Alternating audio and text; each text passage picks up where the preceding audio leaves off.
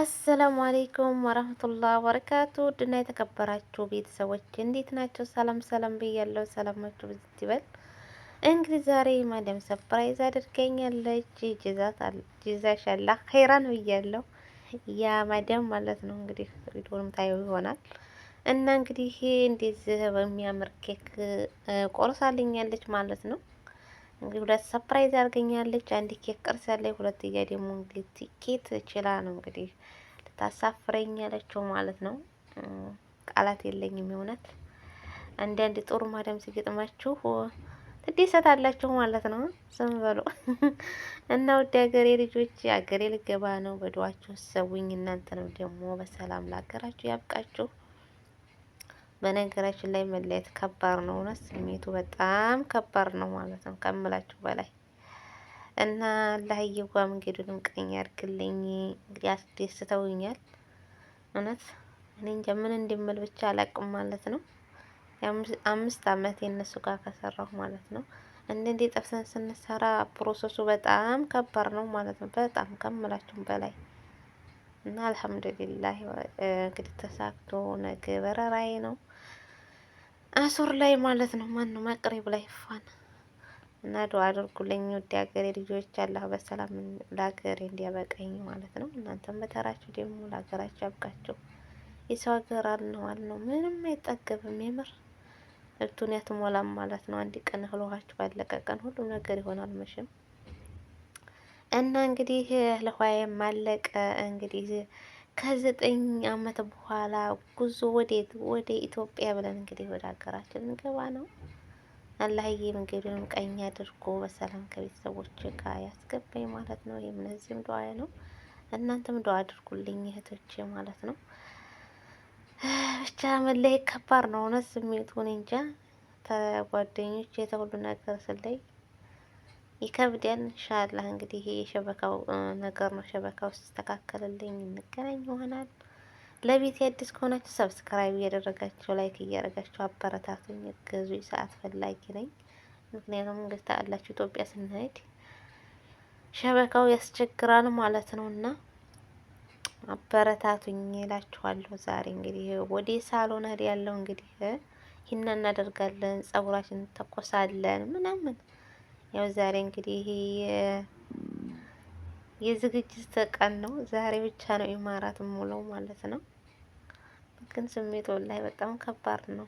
አልሐምዱሊላህ ስላለው ነገር ደግሞ የምትጠይቁኝ ካለ እነግራችኋለሁኝ። እኔ እንግዲህ ትኬት የጨረስኩት በኦንላይን ነው። ደስ የሚል ነገር ነው እውነት።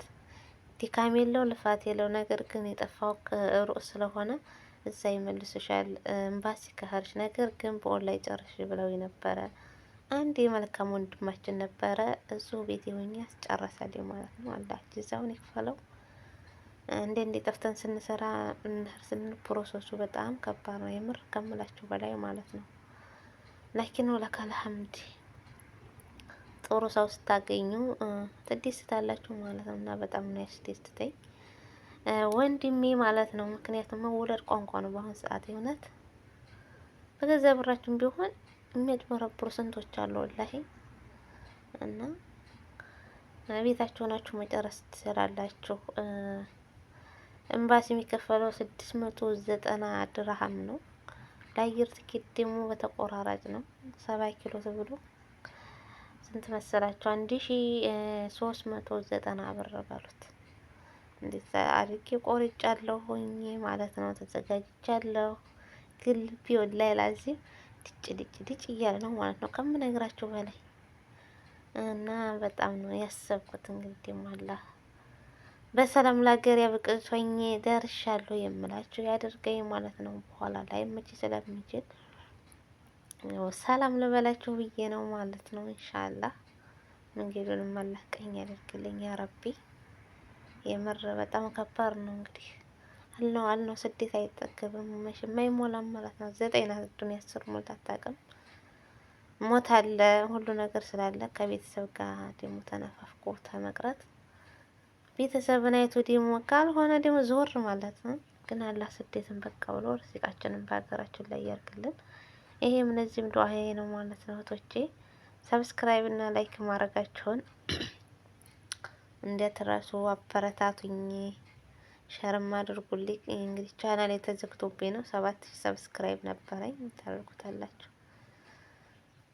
በሚፈትናቸው አታውቁትም እና ፈተና ደግሞ ለሀይር ነው ብለን ማለፍ ነው ያለብን እና 2 አመት የለፋሁበት ቻናል ነው እንግዲህ የተዘጋብኝ ማለት ነው። እንደ አዲስ ብዬ ነው ያለሁት ማለት ነው። እና ሰብስክራይብ ሼር እያደረጋችሁ እግዙኝ፣ አበረታቱኝ። ጥሩ ጥሩ እና አስተማሪዎች ቪዲዮዎችን እንለቅላችኋለሁ ኢትዮጵያ ሳይድ ማለት ነው። ለሀገራችንም ሰላም ያደርገው። ሀገር ሰላም ከሆነ ሁሉም ቀላል ነው ማለት ነው። እና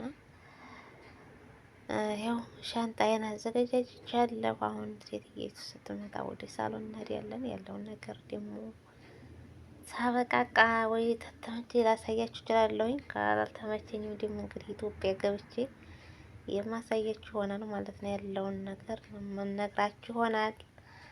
እወዳችኋለሁ ላላህ ብዬ። ካስቀየምኳችሁ ዋውፍት ይላበሉኝ። እኔ አልተቀየምኩም። የእውነት ዩቲዩብ እንግዲህ በጣም ነው ቅር የሚለኝ ማለት ነው። የእውነት አስባችሁታል?